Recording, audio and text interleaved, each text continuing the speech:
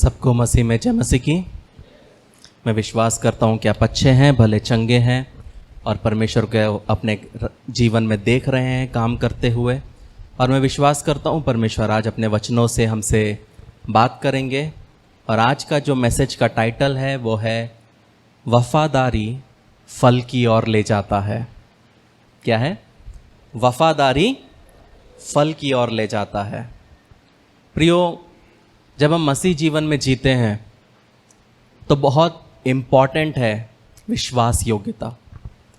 वचन कहता है कि जो अंत तक विश्वास योग्य रहेगा जीवन का मुकुट को वो पाएगा।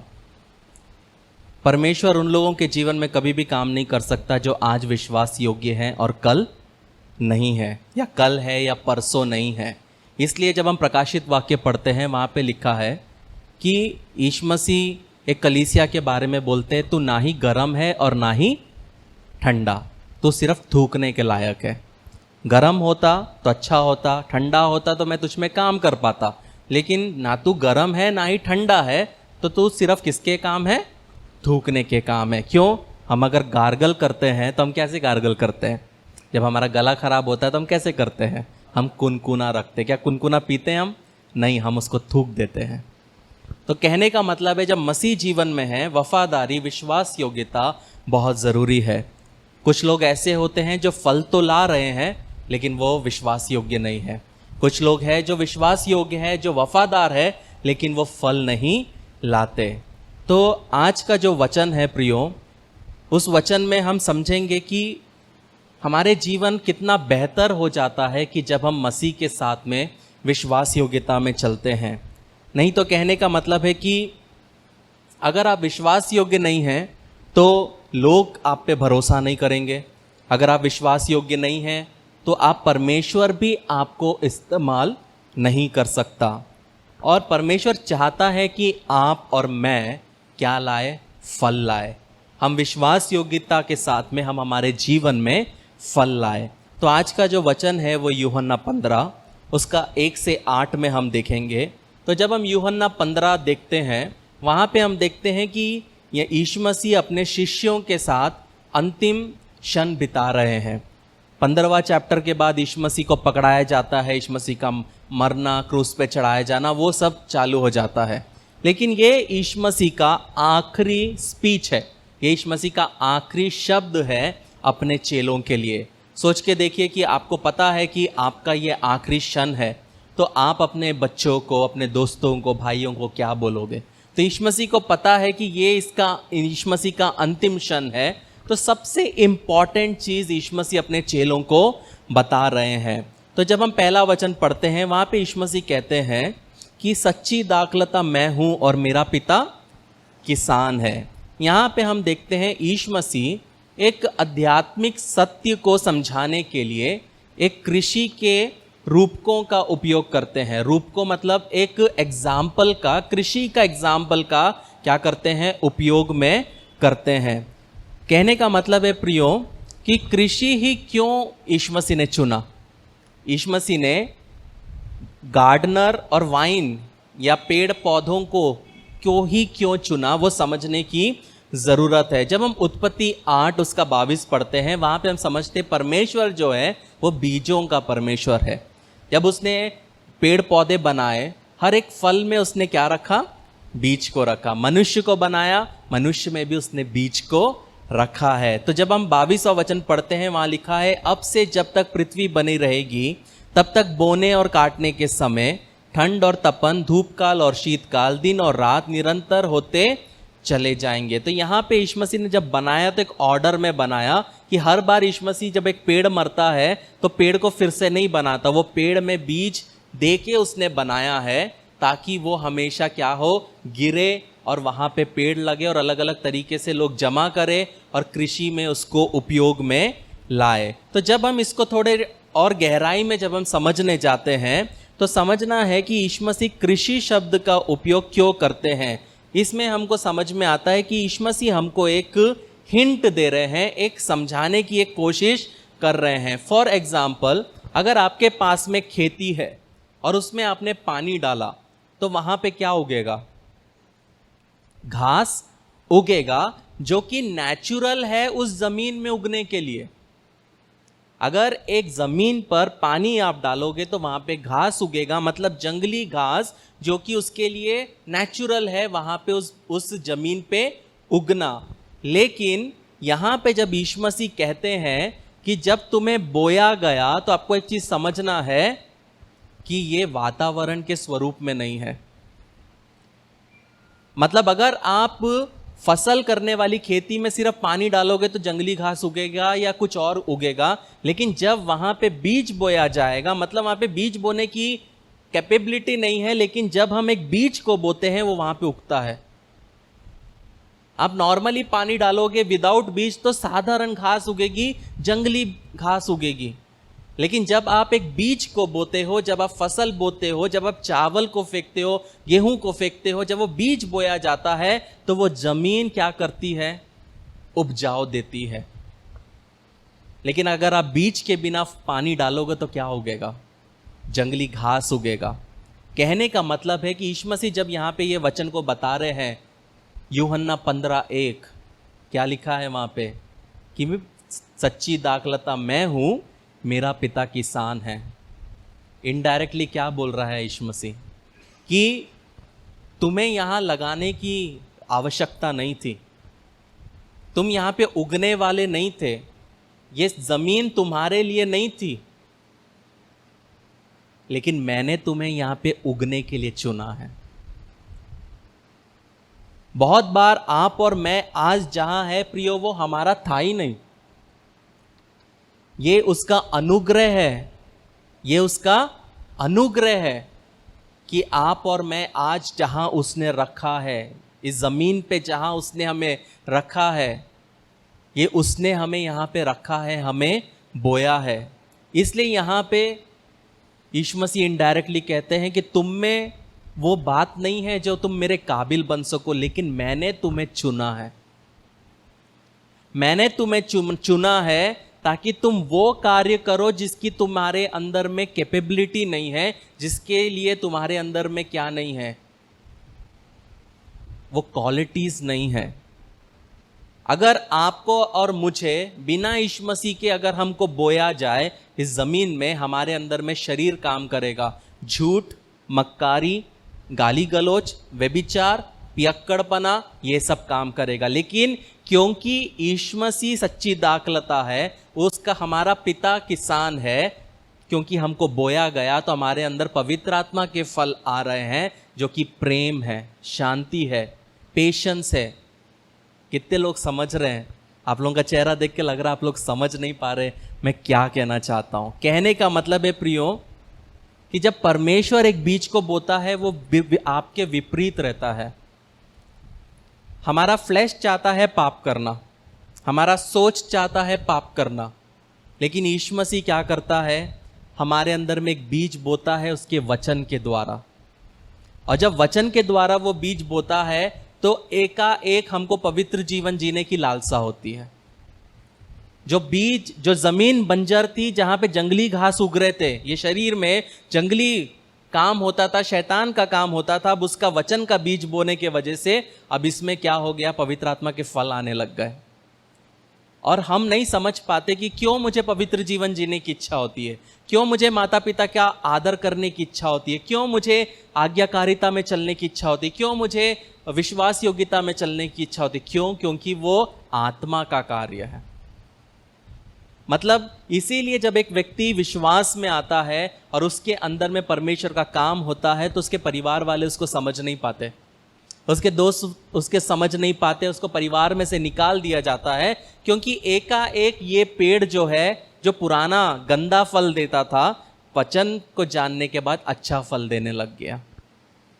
यह है परमेश्वर का काम कि जब हम उसमें बोए जाते हैं, उसके शरीर में, उसके खेत में बोए जाते हैं, जिसका किसान परमेश्वर है, तो हमारे अंदर में क्या होता है प्रियो? हमारे अंदर में उसके आत्मा के फल उगने लगते हैं। और बहुत बार क्या होता है प्रियो?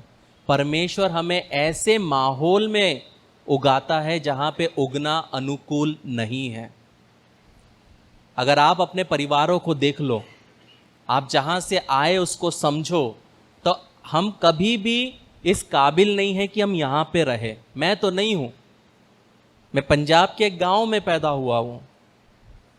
अगर मैं अपने जीवन को देखता हूँ तो आज मैं कहीं और रहता था, लेकिन परमेश्वर ने अपने खेत में मुझे बोया, सींचा, तैयार किया और मुझे उस काबिल बनाया। तो आप जब अपने आप को सोचोगे कि आप कहाँ थे, आप किस परिस्थिति में थे और किस परिस्थिति से परमेश्वर आपको यहाँ तक लेके आया है, तब आपको समझेगा कि हाँ, मेरा पिता किसान है। इसीलिए जब परमेश्वर हमारे जीवन में काम करता है तो लोगों को प्रॉब्लम होता है। लोग हमेशा आपको समझ नहीं पाएंगे। एकाएक एक बेटा घर पे आएगा, वो बोलेगा मुझे, अब दोस्तों को बोलेगा मुझे पॉर्न नहीं देखना। एकदम से बोलेंगे क्या हुआ बे तुझे, अब मुझे शराब नहीं पीना, क्या हुआ तुझे, अब मुझे सिगरेट नहीं पीना, क्या हुआ तुझे। क्योंकि एकाएक जंगली जगह पे वचन का बीज बो दिया गया। जब हम दूसरा वचन पढ़ते हैं, वहां पे लिखा है, जो डाली मुझ में है और नहीं फलती उसे वह काट डालता है, और जो फलती है उसे वह छांटता है ताकि और फले। यहां पे यीशु मसीह एक चीज कहता है, अगर तुम मुझ में हो, अगर तुम मुझ पे विश्वास करते हो, तो इंपॉर्टेंट क्या है, मुझ में बने रहना है। अगर तुम ये सोचोगे कि मैं यीशु मसीह यहाँ है, ये आसपास में 100 किलोमीटर के डायमीटर में ही पाप करके मैं आ जाता हूं, क्योंकि उसका अभिषेक तो काफी है ना, 100 मीटर तो उसका अभिषेक चल ही रहा है। और जब हम इस तरह मसीह जीवन को जीते हैं प्रियो, तो क्या होता है, हम फल नहीं ला पाते। यीशु मसीह क्लियरली कहता है, मैं चाहता हूं कि तुम मुझ में क्या हो, सम्माहित हो, मतलब एनग्राफ्टेड हो, तुम मुझ में जुड़ो, तुम मेरे अंदर बने रहो, तो ही क्या होगा, तुम फल लाओगे।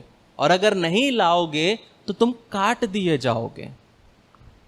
आप मनी प्लांट को रखो या कोई भी पेड़ को काटो, और काटने के बाद आप उसको पानी के एक बोतल में रख दो, कुछ दिन तक वो हरा रहेगा, धीरे धीरे सूखने लग जाएगा। क्यों? क्योंकि ये पानी में वो चीज नहीं है जो उस पेड़ में था। इसलिए हमें यीशु मसीह के साथ जुड़े रहना है। बहुत क्लियरली बोला है, जो डाली मुझ में है, हम भी डालियां हैं, जो हम यीशु मसीह में है, तो ही हम फल लाएंगे। अगर हम उसमें नहीं रहेंगे, अगर हम उसमें जुड़े नहीं रहेंगे, तो वह काट डालेगा। यीशु मसीह ये नहीं बोलता मैं काट डालूंगा, वो काट डालेगा। मतलब वो कौन है? पिता। मतलब पिता इसको काट डालेगा। मतलब हर एक वो व्यक्ति जो आपके जीवन में है लेकिन वास्तविक नहीं है, पिता उसको काट देगा। हर एक वो व्यक्ति जो आपके साथ जुड़े हैं, आपके दोस्त हैं, ये बोलते कि मैं दोस्त हूं, लेकिन वो वास्तविक नहीं है, पिता उसको काट देगा। हर एक वो व्यक्ति जो कलीसिया में है, अगर वो वास्तविक नहीं है, अगर वो अपने फायदे के लिए आ रहा है, परमेश्वर उसको देखता है, पिता उसको काट देगा। ये बहुत क्लियर है। अगर तुम मुझ में रहोगे, अगर तुम मुझ में रहोगे तो फल लाओगे, मुझ में नहीं रहोगे तो फल नहीं लाओगे। लेकिन यीशु मसीह ये नहीं बोलता चलेगा, यीशु मसीह बोलता काट डाला जाएगा। ये बहुत जरूरी है समझना। लेकिन पर पिता जानता है प्रियो कि किसको काटना है, पिता जानता है किसको अंदर आने देना है। ये चीज समझना बहुत जरूरी है। अगर आप पवित्रता में अपने जीवन को लेके चलोगे, उसका एक फायदा है। अगर आप विश्वास योग्यता के साथ मसीह जीवन को जियोगे, उसका एक फायदा है। कोई भी गलत व्यक्ति आपके जीवन में अगर प्रवेश भी कर ले, परमेश्वर उसको काट देगा, क्योंकि आप सच्चाई से, खराई से मसीह जीवन को जी रहे हो। आपको प्रोटेक्ट करना आपकी जिम्मेदारी नहीं है, आपको प्रोटेक्ट करना परमेश्वर की जिम्मेदारी है। इसलिए विश्वास योग्यता के साथ चलना बहुत जरूरी है। और दूसरा भाग जब लिखा है, वहां पे लिखा है जो फलता है या जो फलती है उसे वे छांटता है ताकि और फले। मतलब हर एक वो शाखा जो फल देती है, उसे यीशु मसीह क्या करता है?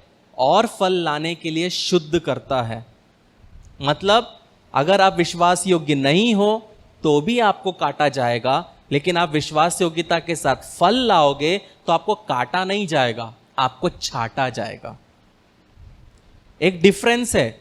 अगर आपको काट दिया तो आपके पास कोई आशा नहीं है, लेकिन अगर आपको छाटा है मतलब आप और फल ला रहे हैं। पता है, मसीह जीवन में या एक मनुष्य के जीवन में हमेशा एक प्रॉब्लम होता है, वो है दोष लगाना। क्या लगाना? दोष लगाना।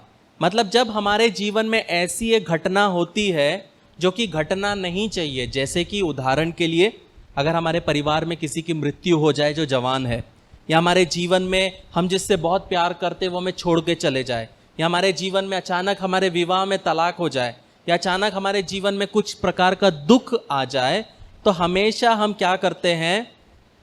किसी को ढूंढते हैं, किसी को ढूंढते हैं किस पे हम दोष लगाए। शादी टूटी तो हम ढूंढते हैं सास ससुर पे या अपने माता पिता पे। अगर हम पढ़ाई में फेल हो गए तो टीचर पे, ट्यूशन पे, या तो बिजली नहीं थी, या तो नेट नहीं था। कोई ना कोई कारण हम हमेशा अपनी जिंदगी में ढूंढते हैं कि किस पे अपनी गलती को क्या करे, मढ़े। जब हम परमेश्वर के कार्य को किसी के ऊपर थोपने की कोशिश करते हैं तो ये समझना है प्रियो कि परमेश्वर का काम ऐसा नहीं होता। अगर आपको जो परमेश्वर ने जिस कार्य के लिए चुना है आप विश्वास योग्यता के साथ करोगे, परमेश्वर उसको आशीषित करेगा, परमेश्वर उसको बढ़ाएगा, लेकिन अपने समय पे नहीं मामा, अपने समय पे नहीं, आपके समय पे नहीं, परमेश्वर के समय पे बढ़ाने वाला वो परमेश्वर है। तब तक क्या करना है? इंतजार करना है। हम सोचेंगे आज के नौजवान 1 लाख होना, 2 लाख होना, 10 लाख होना, भैया 1000 तो कमा ले, 5000 में तो विश्वास योग्य रहे। कहने का मतलब है प्रियो, जब हम यीशु मसीह के साथ चलते हैं और विश्वास योग्यता के साथ चलते हैं, तब वहां पे हम परमेश्वर के कार्य को देखने पाते हैं। तो एक नॉर्मल चीज होता है जहां पे झुंड होता है, मसीह जीवन में जहां झुंड होता है, जैसे कि हम कहीं मीटिंग के लिए मिलते हैं या परिवारों में, कलीसिया में, एक चीज बहुत कॉमन होता है, जब हम किसी पे दोष लगाते हैं तो दोष के साथ एक और चीज आती है, वो है ईर्ष्या। क्या आती है? ईर्ष्या। और ईर्ष्या तब पैदा होता है जब हम हमारे मसीह भाई बहन के जीवन में देखते हैं और हमको दिखता है कि उसके जीवन में परमेश्वर का कार्य हो रहा है और मेरे जीवन में विपरीत हो रहा है, और हमें लगता है कि परमेश्वर मेरे जीवन के साथ अन्याय कर रहा है। और जब भी आपको यह लगता है प्रियो कि आपके जीवन में परमेश्वर अन्याय कर रहा है, यह सोच अगर आ रही है, तो आपको एक चीज समझना है, वह सोच ईर्ष्या है। और परमेश्वर नहीं चाहता आपके अंदर ईर्ष्या हो। हम सबका एक समय है, हमारे समय पे हमारे जीवन में, हमारे परिवार में काम होगा, लेकिन अपने समय का इंतजार करना बहुत जरूरी है। अगर हम हमारे समय का इंतजार नहीं करेंगे तो शैतान हमारे जीवन को नष्ट कर देगा। क्या लाके? ईर्ष्या लाके। मतलब यहां पे हम देखते हैं, वचन बहुत क्लियर है, अगर आप फल लाओगे तो आपको छाटा जाएगा, अगर आप फल नहीं लाओगे तो पूर्ण तौर पे आपको क्या किया जाएगा? काट दिया जाएगा। इन शॉर्ट, चाहे आप फल लाओ या ना लाओ, आपके ऊपर में कुल्हाड़ी चलेगी, आपके ऊपर में तारधार वस्तु चलेगा, लेकिन दोनों के औजार अलग है। काटने के लिए कुल्हाड़ी यूज होगा, छाटने के लिए छोटा सा चाकू।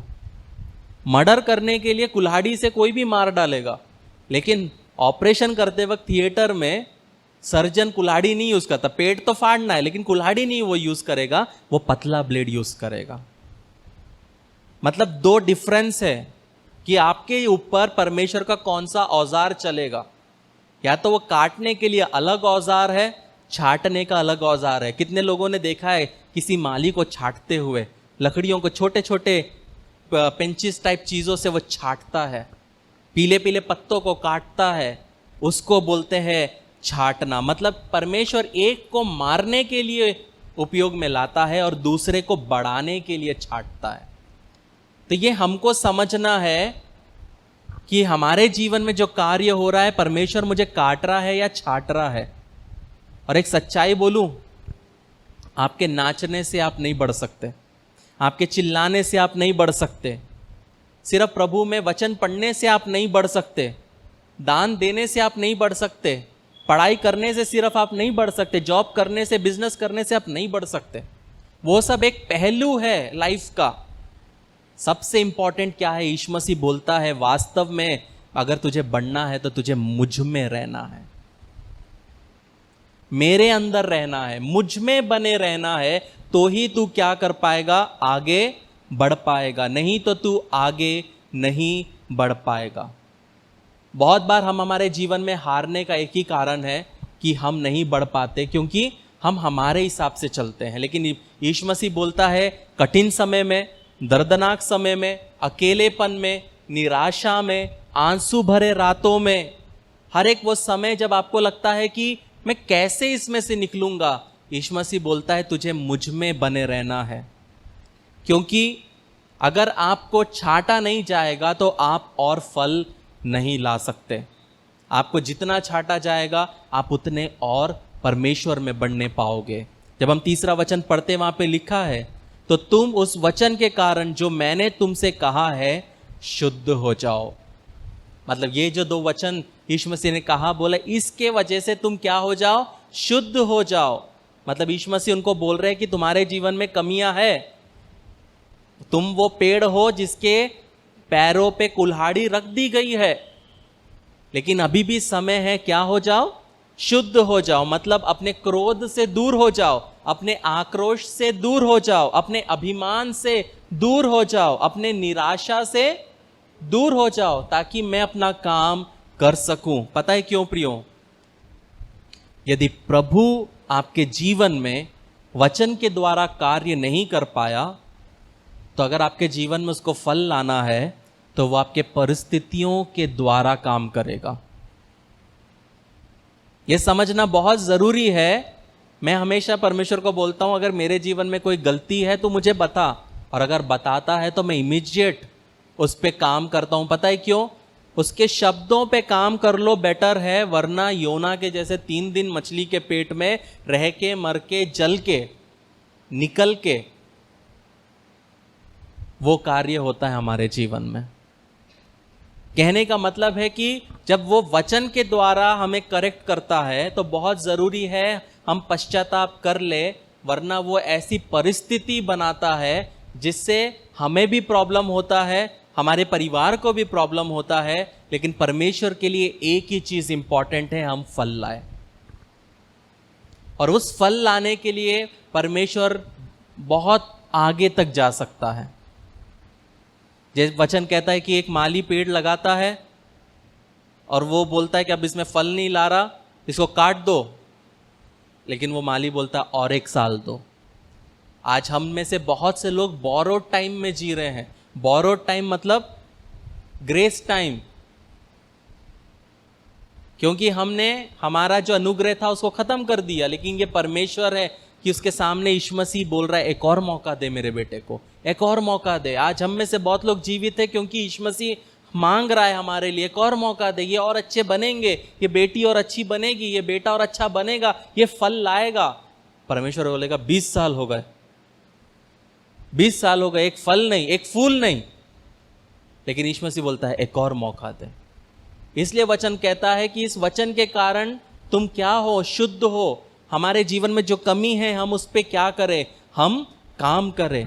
तो जब हम चौथा वचन पढ़ते हैं, वहां लिखा है तुम मुझ में बने रहो और मैं तुम में। जैसे डाली यदि दाखलता में बनी ना रहे तो अपने आप से नहीं फल सकती, वैसे ही यदि तुम मुझ में ना बने रहो तो फल नहीं सकते। मैंने अपनी जिंदगी में बहुत से लोगों को हारते हुए देखा है। पता है क्यों?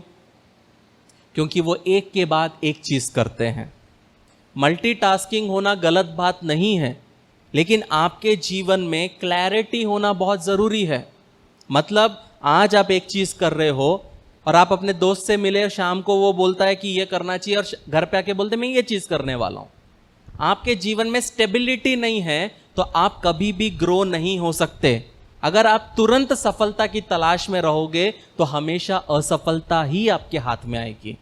जो भी आपको 10 के 40 देगा वो कभी भी हमेशा के लिए नहीं देगा, पहले वो आपको कभी ना कभी लूटेगा। सफलता चाहिए जीवन में तो हमेशा क्या होना है, लंबे समय तक टिके रहना है। आप कोई भी बिजनेसमैन से पूछ लो जो बिजनेस कर रहा है 20 साल से, आपने कितने बिजनेसेस चेंज किए, आपको 90% लोग बोलेंगे मैंने चेंज नहीं किया, मैंने चेंज नहीं किया, मैं 20 साल से एक ही काम कर रहा हूं। क्यों? क्योंकि कोई भी चीज को एस्टैब्लिश होने के लिए समय लगता है। कोई भी पेड़ में फल लगने को क्या लगता है, समय लगता है। अगर समय नहीं लगेगा तो वो मजबूत नहीं होगा। हम जब स्लैब डालते हैं तो 10वें दिन भी हम चाहे तो उसके ऊपर बना सकते हैं, लेकिन हम कितने दिन रुकते हैं? कम से कम 21 दिन 24 दिन रुकते हैं, पानी डालते हैं। क्यों? उसको मजबूत होने के लिए। तो अगर आपके जीवन में आप चाहते हैं कि फल लाए तो बहुत जरूरी है प्रियो क्या करना, बने रहना। अगर परमेश्वर ने आपको एक काम दिया है उसमें बने रहना, अगर आप बने नहीं रहोगे आप परमेश्वर के काम को देख नहीं पाओगे। आपने 1 साल किया, 2 साल किया, आपके हिसाब से चीजें नहीं चली और आपने उसको बंद कर दिया, लेकिन वही तो तैयारी थी, वही तो आपका सबसे बड़ा टेस्ट था। अगर आप उसमें फेथफुली नहीं चल पाए तो आगे भी नहीं चल पाएंगे। कहने का मतलब है प्रियो, यीशु मसीह ने ये वचन में क्या लिखा है, आखिरी वचन में, तुम ना बने ना रहो तो फल नहीं फल सकते। छटाई के बाद यीशु मसीह बोल रहा है तुम फल नहीं सकते। पहले यीशु मसीह ने फल की बात नहीं की। पता है क्यों? यीशु मसीह को पता है कि जब तक हमारा जीवन खिलेगा हम कभी भी बने नहीं रहेंगे। जब तक हमारे जीवन के हर एक बिल चुकते हो जाएंगे हम कभी भी परमेश्वर में बढ़ नहीं पाएंगे। जब तक हमारे जीवन में सब कुछ ठीक होता रहेगा तब तक हम क्या नहीं होंगे, हम बढ़ नहीं सकते। लेकिन जब हमारे जीवन में निराशा आता है, दर्द आता है, तभी हम यीशु मसीह में बढ़ पाते हैं। हमारे जीवन में अगर दर्द नहीं होता प्रियो, तो हम में से कोई भी बहुत कम है जो प्रभु में विश्वास करते हैं। हमारे जीवन में दर्द था, पीड़ा था, उसमें से परमेश्वर ने हमको क्या किया, हमें चुना। कहने का मतलब है प्रियो, यीशु मसीह चाहता है कि जब हमारे जीवन में दर्दनाक परिस्थिति हो उसमें हम विश्वास योग्य रहे। मतलब जब हमारी नौकरी चले जाए तो क्या हम विश्वास योग्य रहेंगे? जब हमारा बिजनेस बंद हो जाए तो क्या हम विश्वास योग्य रहेंगे? या हमको बड़े घर से अगर हमको छोटे घर में जाना पड़े तो हम क्या विश्वास योग्य रहेंगे? जब हमने काम किया और हमको उसके पैसे नहीं मिले तो क्या हम तब विश्वास योग्य रहेंगे? जब हमारे जीवन में दर्द और निराशा, तलाक और ब्रेकअप्स और इस मोमेंट्स में क्या हम विश्वास योग्य रहेंगे? क्योंकि यीशु मसीह चाहता है प्रियो हम वफादार रहे। जो काम उसने दिया है उसके प्रति वफादार रहे। आज ऐसे ऐसे केसेस है, 23 साल का लड़का 3 बार डिवोर्सी। सोचो, 23 साल का लड़का 3 बार डिवोर्सी। क्यों? क्योंकि थोड़ा सा प्रॉब्लम हुआ खत्म करो, थोड़ा सा प्रॉब्लम हुआ खत्म करो। पर यीशु मसीह चाहता है अगर तुम्हारे रिश्तों में, तुम्हारे विवाह में अगर प्रॉब्लम आता है, मिसअंडरस्टैंडिंग आता है, यीशु मसीह चाहता है वहां पे तुम रुको। यीशु मसीह चाहता है तुम वहां पे टिके रहो, वहां पे बने रहो, वहां पे सहते रहो, वहां पे उस पे विश्वास योग्यता के साथ वफादार रहो। अगर आप वफादार रहोगे तो ही आपके जीवन में फल को आप देखने पाओगे। यदि आप अपने जीवन में अस्थिर हो, आप अपने जीवन में डिसाइड नहीं कर पा रहे हो, आप कभी भी फल नहीं ला पाओगे। 2014 में मैंने एप्स का काम चालू किया। जब काम बहुत बढ़ गया मैंने उसको बंद भी किया, लेकिन मैं ना चाहते हुए भी परमेश्वर मेरे को काम ला के देने लगा। मैं बोला ठीक है, तू चाहता है करूं तो करता हूं। लेकिन कभी भी ये नहीं सोचा कि एप्स को छोड़ के कुछ और करने लग जाऊं। एक काम, एक चीज में विश्वास योग्य रहो, एक चीज में बढ़ो, तो वहां पे आप परमेश्वर के काम को अपने जीवन में देखने पाओगे। जब हम 5वां वचन पढ़ते वहां लिखा है, मैं दाखलता हूं, तुम डालियां हो, जो मुझ में बना रहता है और मैं उसमें, वो बहुत फलता है, क्योंकि मुझसे अलग होकर तुम कुछ भी नहीं कर सकते। अब सोचो, पहले यीशु मसीह ने छांटना बोला, फिर फल बोला, फिर उसके बाद में अधिक फल बोला, अब बहुत फल तक आ गया। मतलब वहां पे एक ग्रेजुअल ग्रोथ को आप देख सकते हैं। कहने का मतलब है प्रियो, अगर हमको छोटे फल से 2 फल, 2 से 6, 6 से 12 फल तक पहुंचना है, तो जहां पे परमेश्वर ने हमको रखा है वहां पे खड़े रहना है। अगर हम खड़े रहेंगे, हार नहीं मानेंगे, तो ही हम 10 साल 15 साल में पता कर पाएंगे कि परमेश्वर में मैं क्या बन सकता था, परमेश्वर में मैं क्या बन पाती थी। लेकिन बहुत से लोग उसमें स्थिर नहीं रह पाए, वहां विश्वास योग्य नहीं रह पाए, और आज जब 40 साल के बाद वो अपनी जिंदगी को देखते हैं और वो कुड़कुड़ाते हैं, क्योंकि परमेश्वर ने कुछ नहीं किया, उन्होंने वो चीजें की, उन्होंने वो डिसीजंस लिया। लेकिन अगर जहां पे परमेश्वर ने आपको रखा है, आप विश्वास योग्यता के साथ करते जाओगे, करते जाओगे, करते जाओगे, पता है क्या होगा प्रियो? आप परमेश्वर के कार्य को देखने पाओगे। मतलब अगर आप अपने जीवन में हार मान लोगे, आप कभी भी डिग्री नहीं पा पाओगे। अगर आप अपने जीवन में हार मान लोगे तो आपका कभी भी क्रेडिट स्कोर अच्छा नहीं हो पाएगा। अगर आप अपनी जिंदगी में हार मान लोगे, आप कभी भी खुद का घर खड़ा नहीं कर पाओगे। अगर आप अपनी जिंदगी में हार मान लोगे तो आप कभी भी कुछ भी नहीं कर पाओगे। आप बॉडी बिल्डिंग नहीं कर पाओगे, कुछ भी नहीं। क्यों? क्योंकि जैसे ही प्रॉब्लम होता है हम हार मान लेते हैं, हम छोड़ देते हैं। और यीशु मसीह कभी भी क्विटर्स के साथ काम नहीं कर सकता। यीशु मसीह चाहता है कि हम उसके साथ रहे। मतलब जब हमारे जीवन में असफलता आए, हम उसके साथ चले। जब हमको लगे कि मैं अच्छा नहीं हूं, तो भी उसके साथ चले। जब हमको लगे कि मैं समझदार नहीं हूं, तो भी उसके साथ चले। जब हमको लगे कि मैं बूढ़ा हो गया हूं, मेरे में शक्ति नहीं है, तो भी उसके साथ चले। जब हमें लगे कि देरी हो चुकी है, अब तो मैं 50 की हो गई हूं, 50 का हो गया हूं, अब मैं क्या कर सकता हूं, उसके साथ चलो। रिसेंटली मैंने गवाही सुना जहां पे 80 साल की बूढ़ी औरत, 80 साल, जिसने बचपन से लेके 80 साल तक वो सिर्फ रोड में एक स्पेशल डिश बनाती थी और वो वहां कहीं नहीं मिलता था। और थोड़े समय के बाद जब वो 80 साल की हुई, मैकडॉनल्ड्स है या किसी ने उसका वो स्पेशलिटी को खरीदा अरबों में, और हर एक खड्डे में उसका चेहरा था। 80 साल की औरत। क्यों? क्योंकि जीवन भर विश्वास योग्य रही, करती गई, करती गई, करती गई। 80 साल की उम्र में जब उसकी बेटी है, बेटी के नाती, उसके नाती पोते, तब परमेश्वर ने उसको खड़ा किया। वो कभी वो चीज देख नहीं पाती। अगर वो बोलती अब तो हो गया ना 60 साल, अब मैं बैठ जाती। लेकिन वो मेहनत करती गई, अपना काम करती गई। 80 साल की उम्र में परमेश्वर ने उसको बढ़ाया। विश्वास योग्यता हमारे जीवन में बहुत इंपॉर्टेंट है प्रियो। परमेश्वर इसमें वचन से पता क्या कहना चाह रहा है इनडायरेक्टली? बेटा और बेटी तुम अकेले नहीं कर सकते, तुम अपने जीवन को अकेले नहीं चला सकते, तुम अपने बच्चों की परवरिश अकेले नहीं कर सकते, तुम अपने शादी को अकेले नहीं संभाल सकते, तुम अपने बच्चों को अकेले नहीं संभाल सकते, तुम तुम्हारे बिजनेस को अकेले नहीं चला सकते, तुम तुम्हारे जॉब को अकेले नहीं संभाल सकते, तुम अपना घर का निर्माण अकेले नहीं कर सकते। तुमको मुझ में बने रहना है। इसका मतलब ये नहीं है प्रियो यीशु मसीह सिर्फ पैसे के बारे में बोल रहे हैं। यीशु मसीह बोल रहे हैं तुम्हारी प्रतिभा मेरे बिना कोई काम की नहीं, तुम्हारी बुद्धि मेरे बिना कोई काम की नहीं। तुम्हारा कंसेप्ट बहुत अच्छा हो सकता है, लेकिन तुम मुझ में नहीं हो तो कोई काम का नहीं। तुम्हारा बहुत इन्फ्लुएंस हो सकता है, लेकिन मेरे बिना तुम्हारा इन्फ्लुएंस कोई काम का नहीं। तुम्हारे आइडियाज बहुत अच्छे होंगे, लेकिन मेरे बिना वो आइडियाज कोई काम के नहीं। तुम्हारी क्रिएटिविटी तुम्हारे अंदर कूट कूट के है, लेकिन मेरे बिना वो क्रिएटिविटी भी काम की नहीं।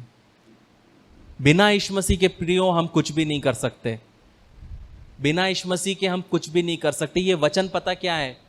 यीशु मसीह के साथ, यीशु मसीह का हमारे साथ एक कॉन्ट्रैक्ट है, या बोलेंगे कवनेंट है। अगर तुम मुझ में बने रहोगे तो तुम फल लाओगे। मैंने 2011 में चर्च शुरू किया था। 10 साल तक, कोविड तक, मैं 10 से 20 लोगों के अंदर था। 2017 तक मैं सिर्फ 3 से 4 लोग थे। लेकिन मैं उसमें विश्वास योग्य रहा, क्योंकि स्टार्टिंग से किसी को देख के नहीं निकला था प्रियो, स्टार्टिंग से लोगों को देख के नहीं निकला था कि 4 परिवार होंगे तो इतना दशवांश मिलेगा, मेरा परिवार चलेगा। नहीं, मैं यीशु मसीह को देख के निकला था। इसीलिए बहुत जरूरी है प्रियो, अगर आप विश्वास योग्य रहोगे तो क्या होगा, आप फल को देखने पाओगे। आज मैं आपको क्यों देखता हूं? क्योंकि मैं विश्वास योग्य रहा, मैंने फल को नहीं देखा। चाहे उसके लिए 20 साल लगे, चाहे उसके लिए 30 साल लगे, वो होगा। लेकिन मेरा काम है विश्वास योग्य रहना। जहां पे मुझे रखा है, मेरे घर वालों ने बोला बंद कर दे, जा किसी और में ज्वाइन हो जा। मेरे दोस्तों ने बोला बंद कर दे, जा कहीं और ज्वाइन हो जा। लेकिन आज मैं विश्वास योग्य रहा तो मेरा घर यहां आता है। अगर आप अपने जीवन में विश्वास योग्य रहोगे, आप अपने परिवार के लिए एक आशीष का कारण बनने पाओगे। लेकिन अगर आप ही विश्वास योग्य नहीं है, आप कभी भी आशीष का कारण नहीं बन पाएंगे। दुनिया का स्टैंडर्ड अलग है, मसीह का स्टैंडर्ड अलग है।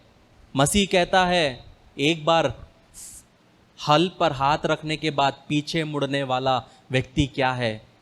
श्रापित है। एक बार आपने हां बोल दिया यीशु मसीह के लिए, आप पीछे नहीं मुड़ सकते।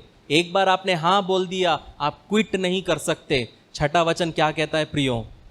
यदि कोई मुझ में बना ना रहेगा तो वह डाली के समान फेंक दिया जाएगा और सूख जाता, और लोग उन्हें बटोरकर आग में झोंक देते और वे जल जाती है।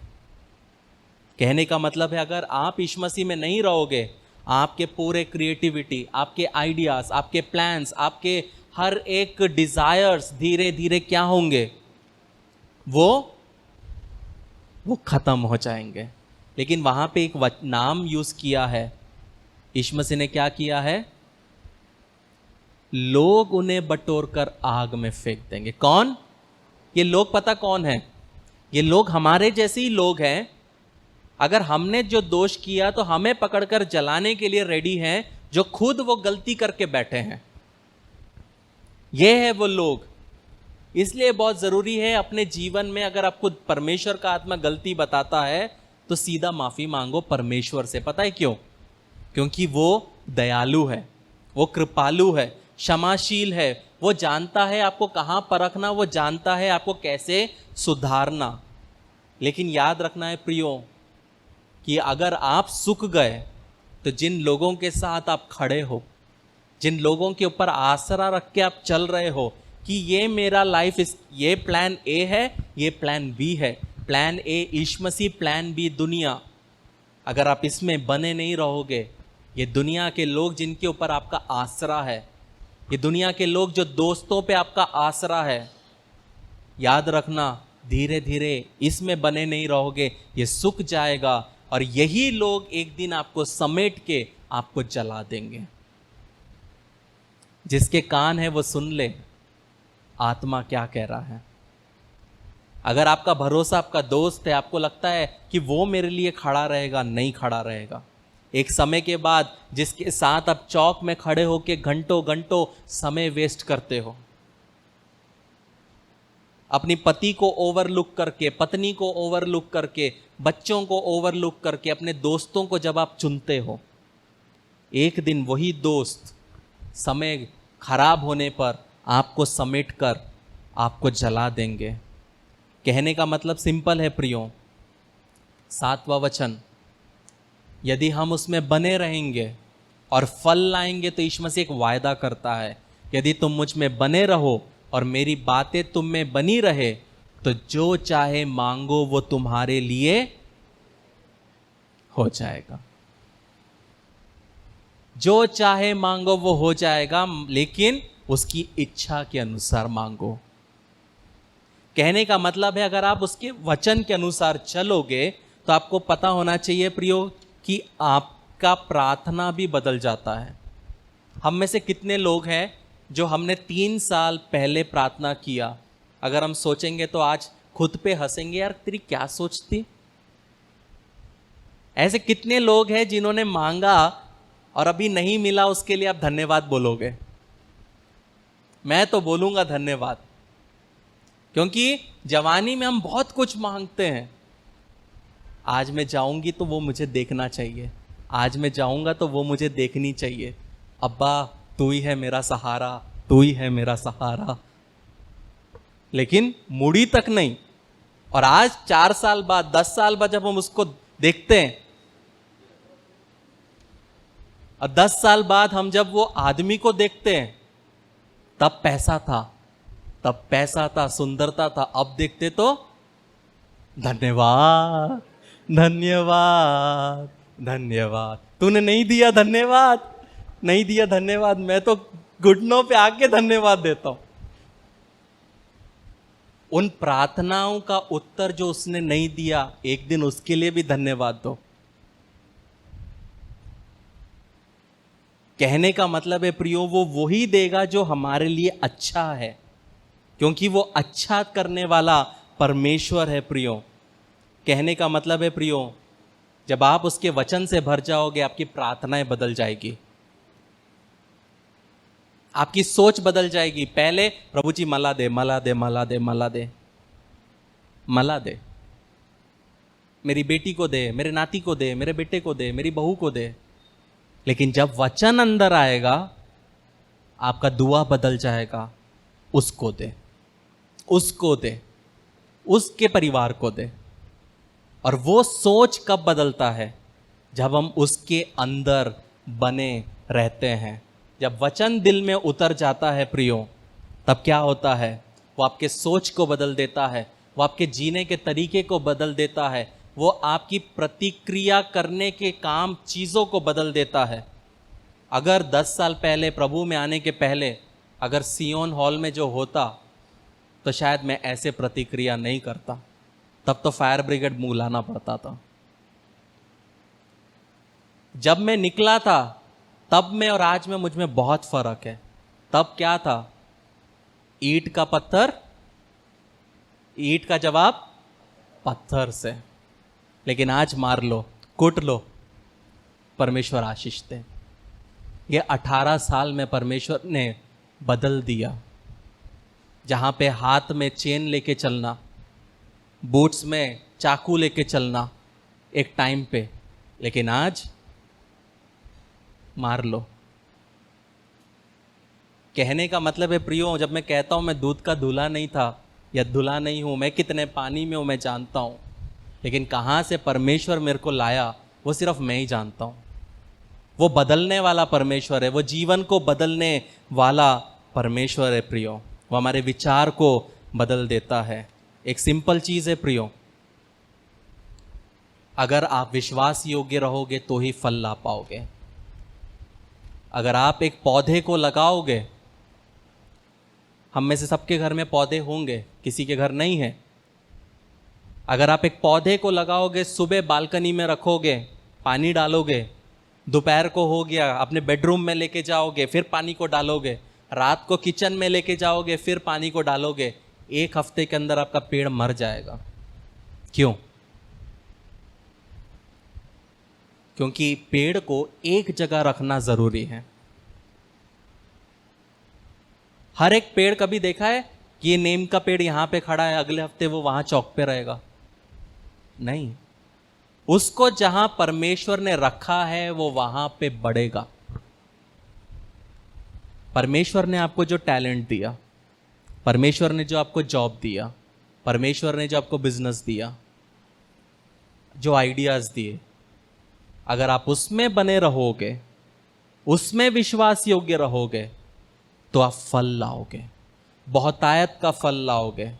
लेकिन उसके साथ, फल के साथ एक और वायदा उसने किया, वो आपके प्रार्थना का उत्तर देगा। प्रार्थना का उत्तर क्यों नहीं आ रहा? साल साल हो गया, क्यों नहीं आ रहा? क्योंकि 30 साल पहले सास ने जो किया वो अभी भी मन में भर के रखा है। 20 साल पहले जो किसी अंकल ने किया, मामा ने किया, चाचा ने बोला, वो आज भी मन में भर के रखा है। और इसके साथ आप कितना भी उपवास कर लो, प्रार्थना कर लो, आप सिर्फ पतले होंगे, लेकिन आपकी प्रार्थना कभी भी कबूल नहीं की जाएगी, कभी भी कबूल नहीं की जाएगी। नफरत करने के लिए शैतान आपको 100 चीजें देगा। किसने तेरे साथ ऐसा किया, वैसा किया, वैसा किया, ठीक है ना, किया ना, तू निकल। मेरे लिए मेरा अभिषेक इंपॉर्टेंट है। प्रार्थना का उत्तर चाहिए तो माफ करो, सबको माफ करो। जिसने आपके लिए गलत किया माफ करो, ताकि आपका प्रार्थना का उत्तर ना रुके। वरना 40 साल के बाद बोलोगे प्रभु मैं माफ करती, प्रभु अब मैं माफ करता, क्या मतलब? जवानी निकल गई, बच्चों की जिंदगी खराब हो गई, परिवार शैतान ने नष्ट कर दिया, क्या मतलब? अब माफी मांग के ऑब्वियसली माफ करो। कम से कम बाकी के 10 साल 5 साल आपको परमेश्वर का अभिषेक और परमेश्वर का कार्य दिखेगा। किसी का भी गुस्सा मत रखो, लॉस हुआ जाने दो, अपना अभिषेक संभाल के रखो। छोटा बीज है, अभिषेक आपका छोटा है, विश्वास योग्यता के साथ संभाल के रखो, बढ़ेगा। जब जबरदस्ती आपकी चीजें ले ली जाएगी, माफ करो, बढ़ेगा। जाने दो, लेट गो, परमेश्वर बढ़ाएगा। विश्वास योग्य रहो, फल लाना है, फल लाना जरूरी है, तो ही वो स्टेज में हम पहुंचेंगे जहां यीशु मसीह बोलेगा तुझे क्या चाहिए। मूसा परमेश्वर के साथ ऐसा क्लोज आया कि जब इस्राएलियों ने पाप किया, परमेश्वर आके मूसा को बोलता है हो गया बहुत, मैं 30 लाख से ज्यादा लोगों को एक ही झटके में खत्म करता हूं, तेरे द्वारा जाति को खड़ा करूंगा। सोच, वो इतना उसके करीब आ गया कि परमेश्वर उसके लिए हर एक को खत्म करने के लिए रेडी था। तो ऐसा बन जाओ कि तुम आपके स्वप्न में, जैसे सुलेमान के स्वप्न में परमेश्वर आया और आपसे पूछे तुझे क्या चाहिए, तुझे क्या चाहिए, बोल तुझे क्या चाहिए। वो व्यक्ति बनना है।